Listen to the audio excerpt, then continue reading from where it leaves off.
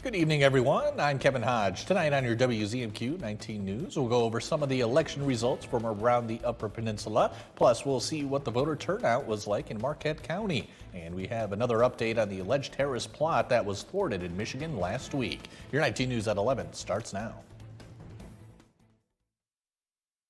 From the UP, this is WZMQ 19 News at 11.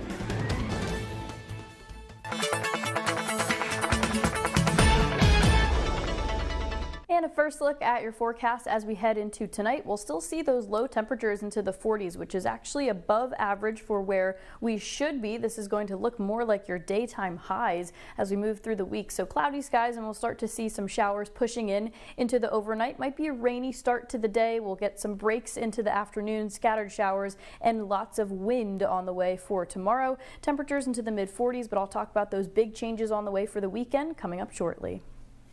Kelly, thank you very much. The Marquette City Commission ballot saw 3 names pushing for 2 seats. Those seats will be filled by Sally Davis and Michael Larson. Both currently hold positions on the commission and will now serve a fresh term, beating out Matthew Luttenberger. The city of Negaunee voted on 2 uncontested council members for 2 positions. John Becker and Jeff Plummer were the only candidates seen on the ballot. Becker will continue his position and Plummer will assume office later this month. Ishpeming's bond proposal covering more storage and infrastructure for the public schools' athletic facilities has passed. The $3.7 million proposal passed with 58% of the vote and is expected to furnish, remodel, and expand on building space at Birchview Elementary to better support its staff. Turning now to the Gwynn Schools bond proposal, it has once again failed to pass, this time by an 18% margin, 41% yes and 59% no. Marquette County voters came out in various numbers this election day. Andrew Hands reports on what poll workers across the county saw at their voting stations this afternoon.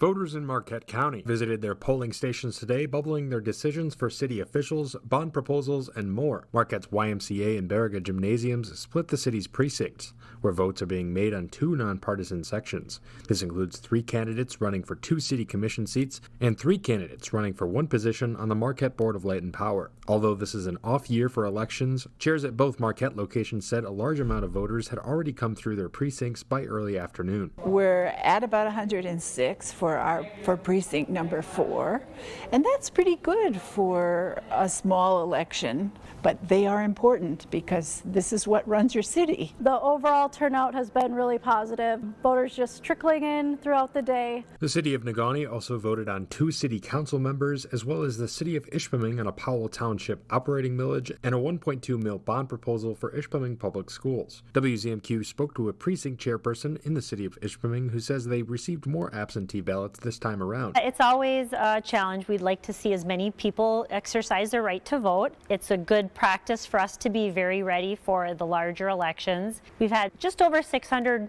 absentee turn-ins, so that's good, but we would have loved to have seen more people for this election cycle. In Marquette County, Andrew Hands, WZMQ 19 News. In Gladstone, 3 city commission seats are becoming available next year. 4 names were on the ballot: incumbents Joe Thompson and Steve O'Driscoll, and candidates Whitney Maloney and Mike O'Connor. Thompson and O'Driscoll will retain their positions, and they'll be joined by Whitney Maloney. Thompson received 30% of the vote, O'Driscoll received 23%, and Maloney garnered just under 29%. In Escanaba, 3 city council members ran unopposed to keep their seats. Mark Amo, Ronald Beauchamp, and Todd Flath will all retain their positions. The council will hold a required organizational meeting on November 10th. Also in Escanaba, citizens voted on a ballot proposal to change the way certain funds are utilized. Since 1965, gas utility proceeds have been restricted to use on capital improvements. The proposal recommended dedicating those funds to reducing unfunded pension liabilities. Voters narrowly supported the measure, with 52% casting their ballots in favor of the change.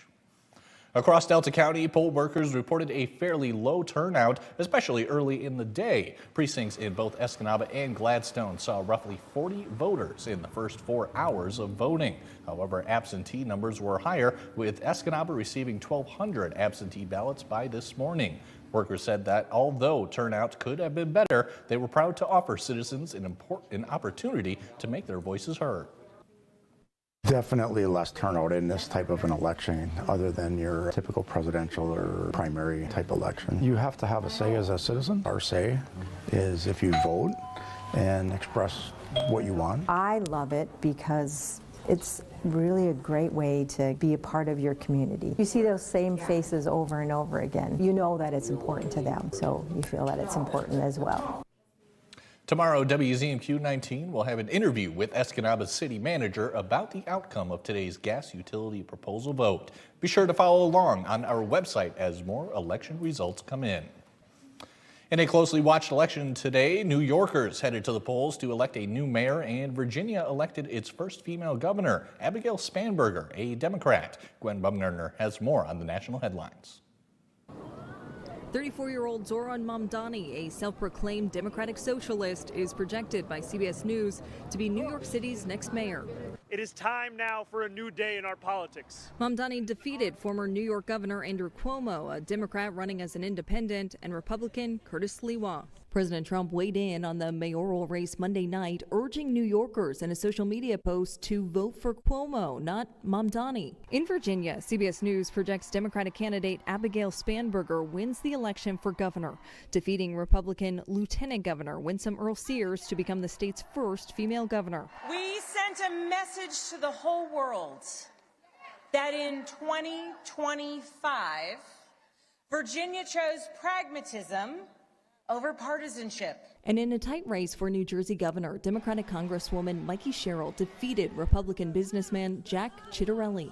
As the president is backing away from this ideal, cutting SNAP, ripping away health care, terminating Gateway, we here in New Jersey are bound to fight for a different future for our children. Democrats in New Jersey have controlled both the governor's office and state legislature for nearly 8 years. Here in California, ballots are already being sorted, with voters deciding on Proposition 50, which would redraw congressional districts. The measure, backed by Governor Gavin Newsom, comes in response to Texas Republican legislators redrawing Texas' congressional map to favor the GOP. I don't like what Texas did, and I think it's important that we fight back in some way. It's a bit of a waste of money because we shouldn't have to do things like this. If Proposition 50 passes, it could help put up to 5 more Democrats in the House in next year's midterm elections. 2 young men are accused of plotting a Halloween terrorist attack in Michigan, inspired by ISIS. Authorities have released surveillance photos that appear to show the suspects practicing with weapons. They were arrested with 3 other people last week, all of them age 20 or under. Usher Qureshi has more. Mohammed Ali and Majid Mahmoud briefly appeared in federal court Monday, 3 days after FBI Director Kash Patel announced law enforcement had foiled a potential terrorist attack following raids on 3 locations in the Detroit area. According to a newly unsealed criminal complaint, authorities found multiple AR-15 style rifles, shotguns, handguns, and more than 1,600 rounds of ammunition in Ali and Mahmoud's homes, along with other firearm accessories. Investigators say the men practiced at gun ranges to build their shooting skills, allegedly in preparation for an attack. The FBI believes they also scouted an area with bars and clubs frequented by the LGBTQ community as possible targets.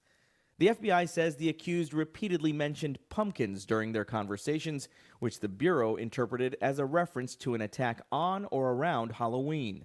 2 law enforcement sources have told CBS News the FBI had been monitoring online discussions about the alleged plot, which the sources said was not well formed and there were no concrete plans. Attorney Amir Makled represents one of the accused and says the government's charges are based on speculation. He knows he's not part of a terrorist plot or a cell, and there's nothing that he ever planned or wanted to do or impose any harm on any member of the community. Law enforcement sources also tell us they believe the 5 people arrested drew inspiration from a former member of the Michigan Army National Guard arrested in May, who the Justice Department says was plotting an ISIS-inspired mass shooting at a military facility in Warren, Michigan. Kelly Rowland has your first warning weather forecast after the break. Plus, the Supreme Court is expected to make a decision on whether or not the president has the authority to impose tariffs on other countries. And we'll have the latest on the government shutdown as it is set to become the longest ever. We're back in 2 minutes.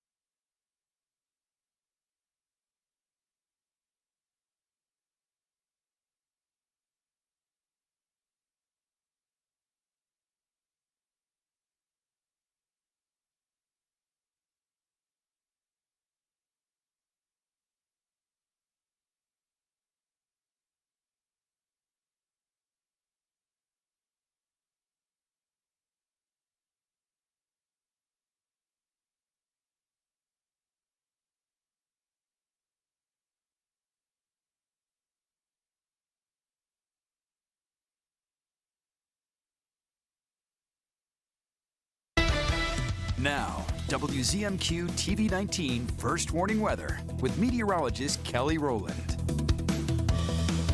Welcome back. We'll first start off with checking in on how we did today. The average low, 29, we did hit that for the low temperature, and we were above average, 51, when the average high is 43. So it was a very nice and comfortable fall day that we had for today. We will start to see some more showers pushing in through the overnight, and it could start to continue to clip us for tomorrow morning. You may need the rain gear for tomorrow morning. It's not going to be very heavy downpours, very isolated and scattered showers to follow.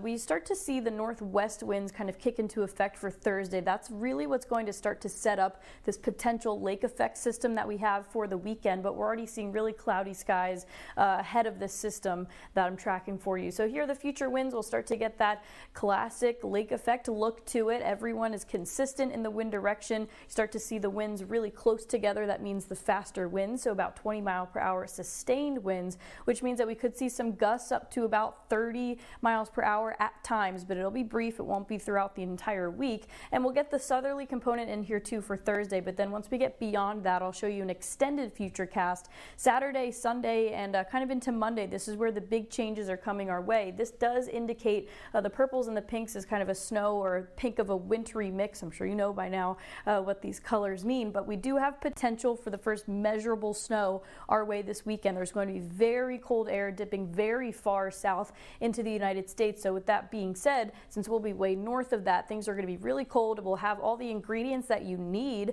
for lake effect snow, but there's still different scenarios that could happen. And the basis of it is that what I just showed you is one model, and the models don't understand necessarily the terrain and other things specific to your area. So that's why meteorologists and forecasters, they take multiple different models, start to see the similarities between them, and then that's when we can start to pinpoint wind direction and possible snow totals. But it's all about kind of leading up to it. We're still 4 to 6 days out to the system, so it's not really right to throw potential totals out at you. You may have seen some on social media, but the reality of it is, with it being the first measurable potential snowfall of the season, there are just so many components that go into it. What kind of snow would it be? Will it be that wintry mix? Will it stick? So many things that go into it, but I will continue to update you as we get closer about Thursday, Friday, maybe some totals coming your way. But what we do know, it's going to get colder. Those daytime highs are going to struggle to see the 40s. We'll be into the mid 30s for your weekend, and as we start off this upcoming week, that's when we can still see the flurries kind of lingering here too. But we should start to dry out and get all of that wintry mess out of here by this time next week.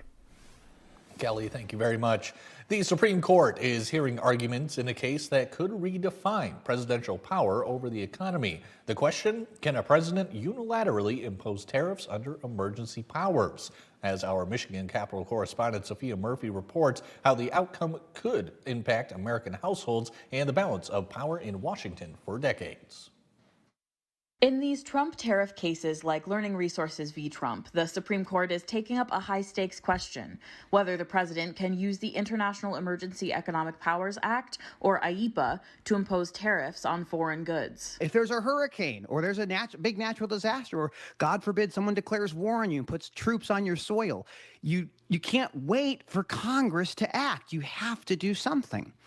The challenge becomes, what is an emergency? Before he even took office, Trump swore to use tariffs as a way to send a message to foreign manufacturers. The lawsuit argues the Constitution gives tariff powers exclusively to Congress. Lower courts have twice ruled against the administration, finding that IEPA, a 1977 law meant for crises like war or natural disasters, doesn't authorize tariffs at all. It is very dangerous, generally speaking, to take on new power and to normalize that power. If the justices side with the administration, future presidents could declare economic emergencies to set trade policy without Congress, a change that could give the executive branch more power and disturb the balance between branches. If the Supreme Court ends up looking at this case and saying this is a perfectly good use of executive power, I would suspect that every future president, until this thing either gets overturned or you have some sort of a constitutional amendment, will use tariffs and use emergency powers exclusively. That's why legal experts say the decision could reshape not just the economy, but the separation of powers itself.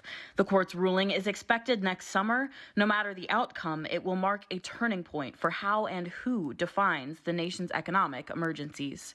From Michigan's capital, Sophia Murphy, WZMQ 19 News.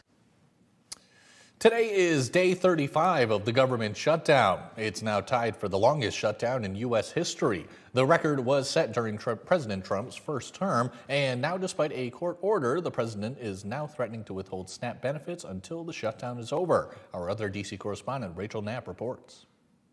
The motion is not agreed to. For the 14th time, the Senate failed to pass the Republican-backed continuing resolution. Failing to approve a government funding bill will continue the shutdown, and now we're headed to break a new record on the longest government shutdown ever. On Tuesday, the Transportation Secretary announced some parts of the U.S. airspace might be closed if there's not enough air traffic controllers showing up for work. And despite a court order last week demanding the administration to continue funding SNAP benefits, the president threatened to not issue food stamp payments for the millions of Americans who rely on them until the shutdown ends. But the White House says they are fully complying with the order. We are digging into a contingency fund that is supposed to be for emergencies, catastrophes, for war. And the president does not want to have to tap into this fund in the future, and that's what he was referring to in his Truth Social post. So the Department of Agriculture, as for the latest SNAP payment in the judge's order, put out guidance to states today on how to get that money to the recipients of SNAP. But it's going to take some time. Political scientists say someone's got to give in order to get out of the shutdown. And we're going to see language, politicians speak about what guarantees that we're coming together. Republicans will say that Democrats caved. Democrats will say that they won something that they otherwise wouldn't. And then it's up to everyone to make their calculation. But the reality is that there's not a winner here. I think the optics are bad for both parties, right? I mean, Congress is already the least popular branch of government. That has always been true. And when they fail to do one of their primary responsibilities, responsibilities, which is fund the government, then there's no way those numbers go up.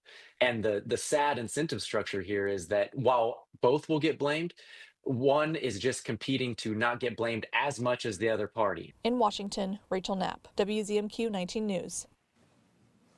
The president is also renewing his push to end the Senate filibuster, which would pass the funding measure by a simple majority. Many of the Senate Republicans want to keep the filibuster because they say it's a safety net for when the majority party becomes the minority.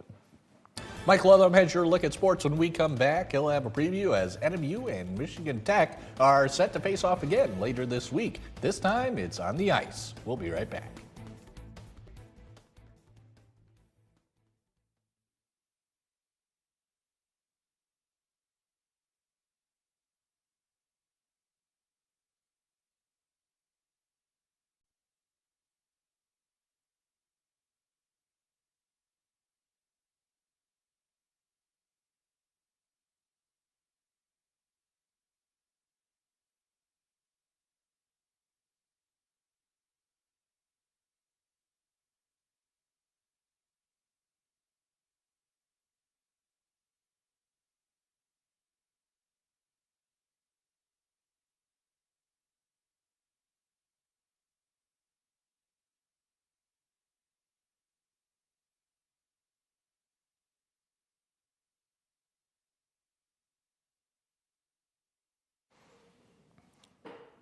I think we need a mic check for Mike.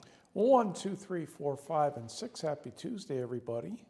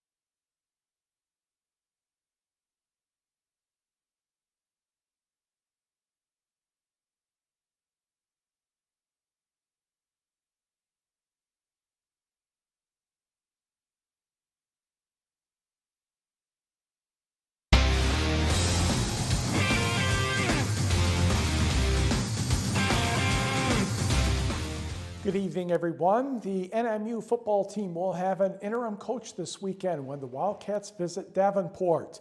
NMU head coach Shane Richardson and offensive line coach Joe Gatz have been placed on administrative leave.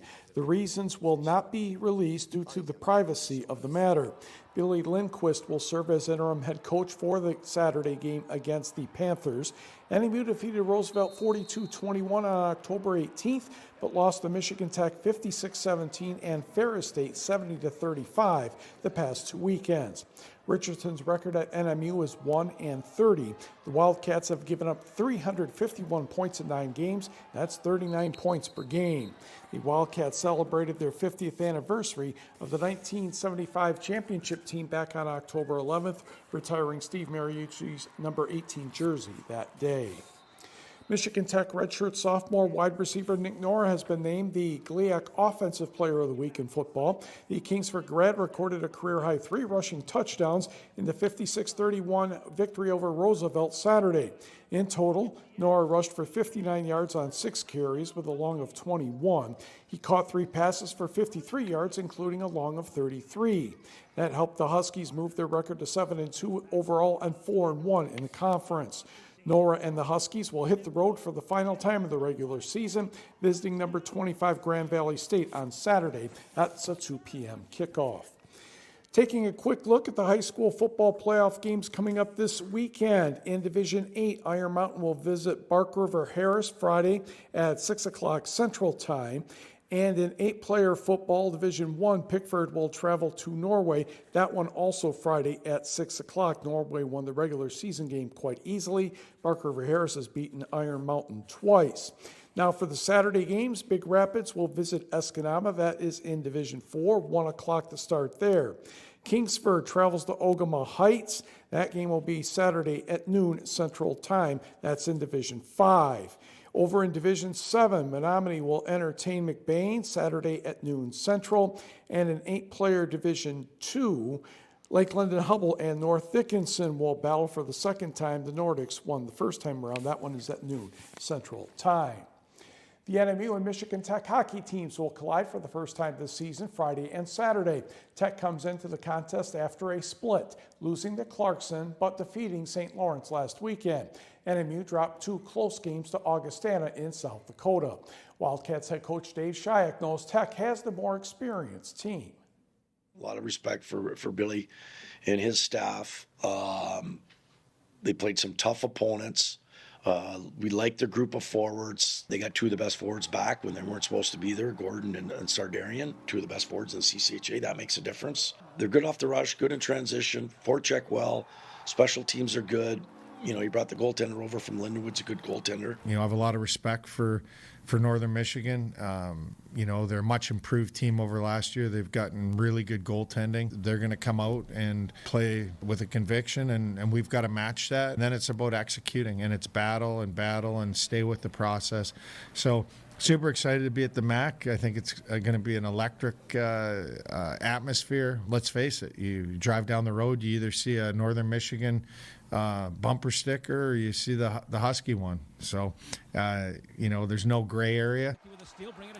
Friday's face-off at Houghton is set for 7:07 p.m. Saturday start for Marquette, 6:07 p.m. Michigan Tech's Taden Trembecki has been named the CCHA Rookie of the Month for October. You'll see him score a goal here. He had 5 goals and 5 assists in his first month of college hockey, 2 goals and an assist against Ferris State, and he scored twice at Clarkson last Friday. A former Marquette Senior High School goalie has helped his team to a sweep of Ferris State over the weekend. Liam Bierman was the goalie for Lindenwood University as the Lions took 2 games from the Bulldogs. Bierman had 31 saves in the 1-0 win Friday night. Then he stopped 24 shots in Saturday's 3-2 victory over Ferris on Saturday. Last season, Bierman played for the Dubuque Fighting Saints of the United States Hockey League. In 23 games last season, he had a 16-2-3 record in the regular season, 2.76 goals against average, and a .912 save percentage. Taking a look at the final volleyball poll for this season in the Upper Peninsula, Calumet is your leader with 2 first-place votes. Kingsford is second with 1. Then it's Negaunee, Escanaba, and Houghton. On the Division 4 side, Forest Park takes all 3 first-place votes and all 15 points. Hancock is unanimous second. Ishpeming unanimous third, followed by Wakefield, Marinisco, and Lakeland and Hubble. Munising also received support. Bay College Athletic Director Matt Johnson has announced Tim McIntyre will be the new Norse softball coach. Johnson says McIntyre checked all the boxes and is very positive, personable, and he has a deep care for the student athletes. McIntyre has served as an assistant coach at Escanaba High School since 2021. The Eskimos have been 152-34-1 in that span. Last season, the Orange and Black set a school record for wins with 40 against 5 losses. And let's turn to basketball quickly. Milwaukee was taking on Toronto tonight. Giannis Antetokounmpo had a decent game, well, decent by his standards, 22 points and 8 rebounds. However, Toronto really took it out on the Bucks, winning this one 128-100. And we will be right back.